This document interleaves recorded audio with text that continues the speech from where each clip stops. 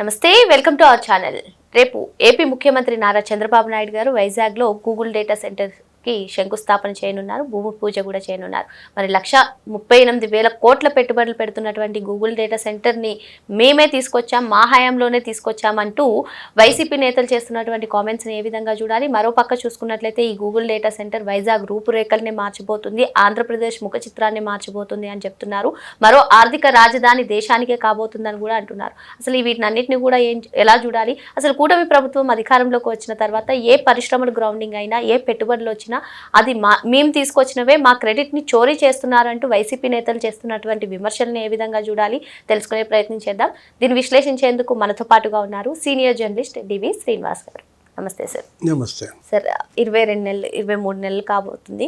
మరి కూటమి హయాంలో ఏ పరిశ్రమ ఆంధ్రప్రదేశ్కి వస్తుంది, రాబోతుంది అని చెప్పినా అది మా హయాంలో తీసుకొచ్చినవే, మా క్రెడిట్ చోరీ చేస్తున్నారు అని వైసీపీ నేతలు విమర్శలు చేస్తున్న సంగతి మనకు తెలిసిందే సార్. మరి ఇటువంటి నేపథ్యంలోనే గూగుల్ డేటా సెంటర్ కూడా ఇది అదానీ డేటా సెంటర్, మా క్రెడిట్ చోరీని తీసేసుకుంటున్నారు కూటమి నేతలు కూడా అంటున్నారు. మరి రేపు పొద్దునైతే చంద్రబాబు నాయుడు గారు శంకుస్థాపన చేయనున్నారు. మరి ఇది వైజాగ్ని డేటా సిటీగా మార్చేస్తుంది అని చెప్పబోతున్నారు. మరి ఇదొక్క దేశానికి ఆర్థిక రాజధానిగా మారబోతుందని కూడా చాలా మంది అంటున్నారు. ఇలా కొందరు అంటున్నారు. మరో పక్క చూసుకున్నట్లయితే క్రెడిట్ చోరీ, ఈ అంశాన్ని ఎలా చూడాలంటారు? అంటే గూగుల్ డేటా సెంటర్ ఇవాళ అది రావడం వల్ల భారతదేశంలో, ఆంధ్రప్రదేశ్లో ఏ విధమైనటువంటి మార్పులు, ఎలాంటి ఉపాధి అవకాశాలు, ఏ విధంగా అది గేమ్ చేంజర్ కాబోతుంది. మరొకటి, ఈ క్రెడిట్ ఎవరిది? ఇప్పుడు ఇది అదానీ డేటా సెంటర్ అంటున్నారు. ఇక్కడ డేటా సెంటర్ పెడుతున్నాము అని మరి సుందర్ పిచాయ్ ఎందుకు ప్రకటించాడు? ఇది గూగుల్ డేటా సెంటర్ కాకపోతే సుందర్ పిచాయ్ ఆ రోజు మరి అమెరికాలో ప్రెస్ మీట్ పెట్టి మరి సుందర విశాఖలో గూగుల్ డేటా సెంటర్ పెడుతున్నామనే ప్రకటన ఎందుకు చేశారు? తర్వాత ఇది జగన్మోహన్ రెడ్డి క్రెడిట్ అయితే మరి ఈ గూగుల్ డేటా సెంటర్ మీద ఎందుకు దుష్ప్రచారం చేశారు? దీనివల్ల ఉష్ణోగ్రతలు పెరుగుతాయి, నీటి వినియోగం పెరుగుద్ది, అక్కడ నీటి కొరత ఏర్పడుద్ది, విద్యుత్ వినియోగం పెరుగుద్ది, అక్కడ విద్యుత్ కొరత ఏర్పడుతుంది. అంటే భవిష్యత్తులోకి అక్కడ కరెంటు రాదు, అక్కడ వేడి, అసలు జనం ఉండలేరు. ఇట్లా దుష్ప్రచారం చేసింది ఎవరు?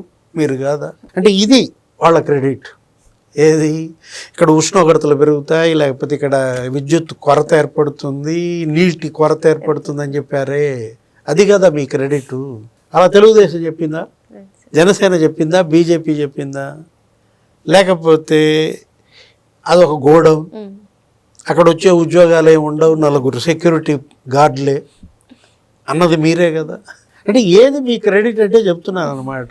తెలుగుదేశం వాళ్ళు అన్నారా గూగుల్ డేటా సెంటర్ అంటే అది గోడౌన్ అన్నారా? ఇక్కడ జనంలో కూడా చర్చ. ఒక్క గూగుల్ డేటా సెంటర్ ఒక్కటే కాదు, ఇప్పుడు అక్కడికి వస్తుంది. అసలు అది డేటా సిటీగా మారుతుంది. పోర్ట్ సిటీ విశాఖ, ఇకపై డేటా సిటీగా. ఇది 1,38,000 కోట్లు. మరో 1,38,000 కోట్లతో రిలయన్స్, బ్రూక్ ఫీల్డ్ వాళ్ళు వస్తున్నారు. ఇది 1.5 గిగావాట్స్, అది 1 గిగావాట్స్. తర్వాత సిఫీ టెక్నాలజీస్ డేటా సెంటర్స్, ఆ తర్వాత పై డేటా సెంటర్స్. ఇవన్నీ కాక అదానీ కనెక్ట్స్ అని ఇంకోటి పెడుతున్నారు. అంటే దగ్గర ఒక 7-8 డేటా సెంటర్లు మొత్తం వస్తున్నాయి. 6 గిగావాట్ల సామర్థ్యం, అంటే 6 లక్షల కోట్ల పెట్టుబడులు అనమాట. దగ్గర మరి నీకు ప్రత్యక్షంగానే ఈ ఒక్క గూగుల్ డేటా సెంటర్ ద్వారానే భవిష్యత్తులో 1,80,000 ఉద్యోగాలు. ఇది కన్స్ట్రక్షన్ టైంలోనే అటు సివిల్ వర్క్స్ కానీ, ఇటు ఇంజనీరింగ్ కానీ, సిమెంటు, స్టీలు, ఈ పనుల్లో 60,000 మందికి ఉపాధి. అంటే 2028 కల్లా ఈ డేటా సెంటర్కి అందుబాటులోకి రావాలని ఒక లక్ష్యంగా పెట్టుకుని రేపు చేస్తున్న భూమి పూజ. అసలు అది కాలిఫోర్నియా ఆఫ్ ఏషియా అంటున్నారు. ఏది? ఇప్పుడు విశాఖపట్నం అదొక ఎంప్లాయ్మెంట్ డెస్టినేషన్గా, ఉపాధి గమ్యస్థానంగా, పెట్టుబడుల గమ్యస్థానంగా. దీనివల్ల ఇప్పుడు ఆర్టిఫిషియల్ ఇంటెలిజెన్స్ నిపుణులు, డేటా నిపుణులు, డేటా సైంటిస్టులు, డేటా ఇంజనీర్లు, లేకపోతే సాఫ్ట్వేర్, హార్డ్వేర్ నిపుణులు, అనేక పోస్టులు ఇవాళ కొత్త రకంగా యువత వైపు ఎదురు చూస్తున్నాయి. ఏమని చెప్తారు? దీనివల్ల ఉద్యోగాలు పోతాయి అంటారు. ఆర్టిఫిషియల్ ఇంటెలిజెన్స్ని ఒక భూతంగా చూపించి దీనివల్ల ఉద్యోగాలు పోతాయి అని చెప్పి ప్రచారం చేస్తున్నారు. అప్పుడు ఇదే చేశారు. కంప్యూటర్లు కూడు పెడతాయా అన్నారు రాజశేఖర రెడ్డిను, రోసయ్య. మరి అదే కంప్యూటర్లు కూడు పెట్టడం కాదు, ఎన్ని కోట్ల మందికి అది ఉపాధి కల్పిస్తున్నాయి.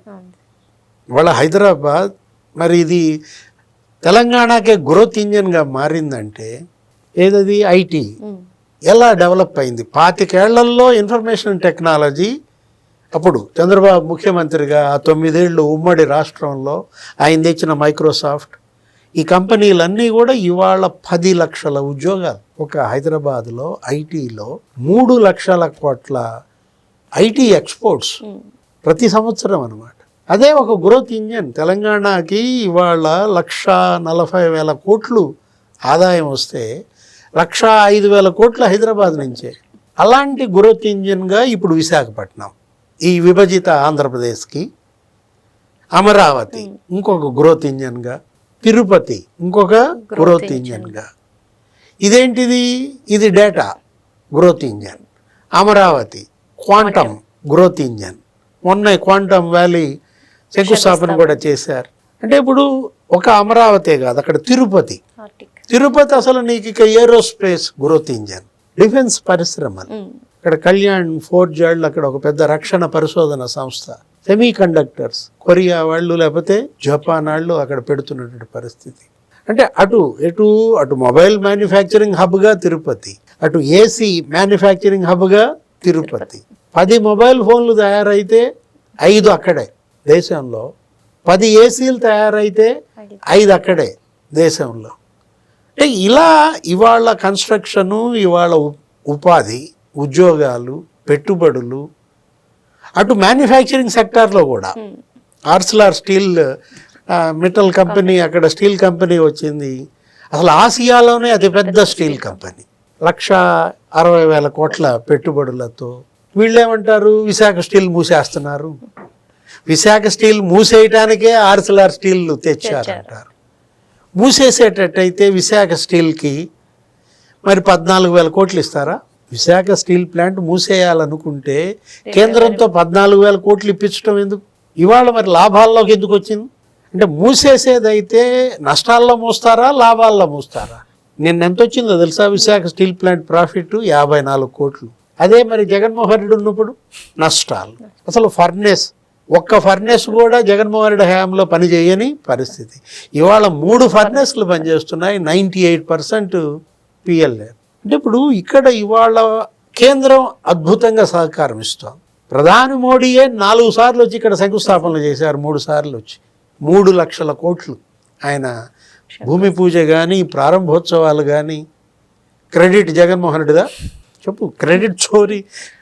ఇప్పుడు క్రెడిట్ చోరీ అంటే రెన్యూ పవర్ కూడా మేమే తెచ్చామన్నాడు. ఆ రెన్యూ పవర్ ఆయన సుమంత్ సిన్హా విశాఖ సమ్మిట్లో ఏమన్నాడు? మొన్న జరిగిన విశాఖ సమ్మిట్లో ఏమన్నాడు? 6 ఏళ్ల తర్వాత అడుగు పెడుతున్నావు అన్నాడు. మరి నువ్వు తెచ్చానంటున్నావుగా. మరి జగన్మోహన్ రెడ్డి రెన్యూ పవర్ తెస్తే సుమంత్ సిన్హా అలా ఎందుకంటాడమ్మా? 6 ఏళ్ల తర్వాత ఆంధ్రప్రదేశ్లో అడుగు పెడుతున్నావు అంటే ఎంత భయపడిపోయారు. పారిశ్రామికవేత్తలను ఎంత బెదరగొట్టారు. ఇప్పుడు అదే భయపెడుతున్నావు కదా. టెండర్లు ఎవరైనా వేస్తారా? జాగ్రత్త, టెండర్లు వేస్తే జైలుకి పంపిస్తా అన్నాడు ఆ మెడికల్ కాలేజీలు. ఇది కదా నీ క్రెడిటు. చోరీ ఎవరైనా చేయగలరా?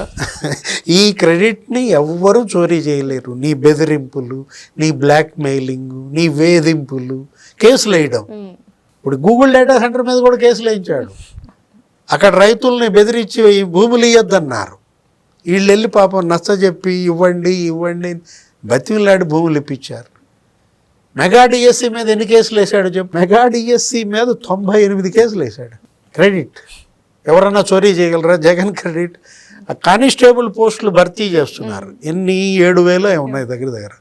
ఆ 7,000 కానిస్టేబుల్ పోస్టులు భర్తీ చేస్తుంటే 38 కేసులు వేసాడు. అంటే నేను ఎందుకు చెప్తున్నానంటే ఎవరి క్రెడిట్ ఏంటి అనేది వాళ్ళ జనం వాళ్ళకి తెలుదా?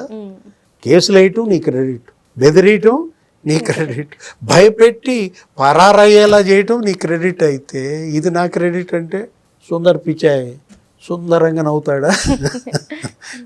మరో అంశంతో మళ్ళీ కలుద్దాం. Thank you sir. నమస్తే.